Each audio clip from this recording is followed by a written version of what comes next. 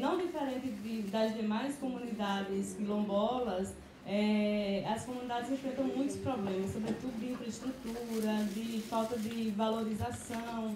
Elas sofrem muito com a questão do preconceito, porque o quilombo é na serra, então quando elas descem, elas ainda são xingadas, tem todo esse ambiente hostil em relação a essa comunidade.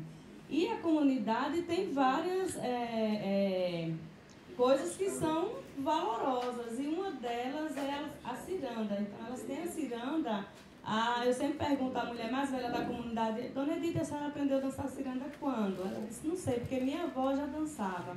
Eu acho que a bisavó já dançava e a gente não sabe de onde vem a ciranda. Então, a ideia do projeto é articular essa manifestação cultural da ciranda, né, a toda essa luta em relação ao enfrentamento da problemática. Então, articular o elemento da ciranda junto à comunidade, à escola local, começando a discutir essa falta de estrutura como o racismo ambiental, que é uma violência institucional.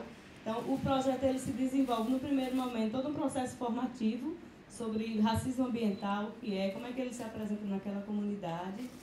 Paralelo, toda uma oficina também sobre a questão da ciranda, passada por pessoas que estudam a ciranda de fora, mas também pelas mulheres, né, de Caiana, porque é observado também que há um risco dessa ciranda acabar. Eu acho que não, mas elas se preocupam porque as pessoas mais jovens estão saindo, vão para o Rio de Janeiro, vão trabalhar fora e acaba não continuando, né, toda essa experiência da ciranda. Então a gente fez todo o processo primeiro de oficina formativa, depois o processo de repasse desses conteúdos para os equipamentos locais, PSF, igreja, escola.